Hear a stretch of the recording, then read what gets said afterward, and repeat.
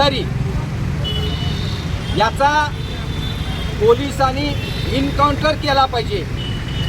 कारण पहलगाममध्ये पर्यटकांना धर्म विचारला,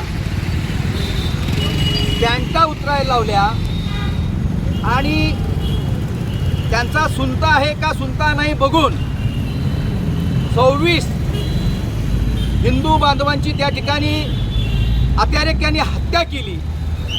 त्या अतिरेक्यांना ते ठिकाण दाखवण्यापासून त्या अतिरेक्यांना पळून जाण्यापर्यंत काश्मीरमधल्या जिहादी मुसलमानांनी मदत केली आणि आता अमेरिकेमध्ये वास्तव्य करून आलेला हा जैब जुबेर अन्सारी हा हिंदू बांधवांना धर्म विचारतो, कलमा पळा लावतो आणि त्यांच्यावर हल्ला करून त्यांना गंभीर जखमी करतो।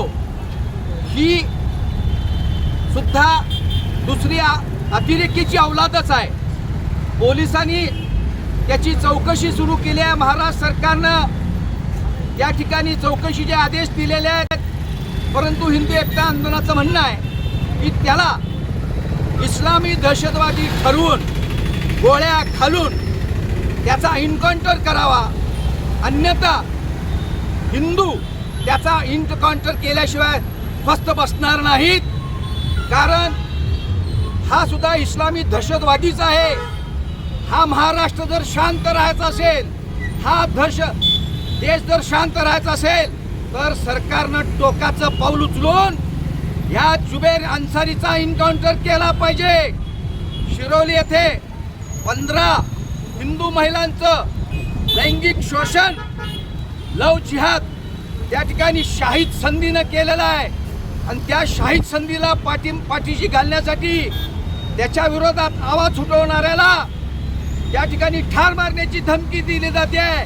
या शहीद संधीला, या लिंग पिसाट शहीद संधीला सरकारनं मोका लावला पाहिजे अशी मागणी हिंदू एकताच्या वतीनं आम्ही करतोय।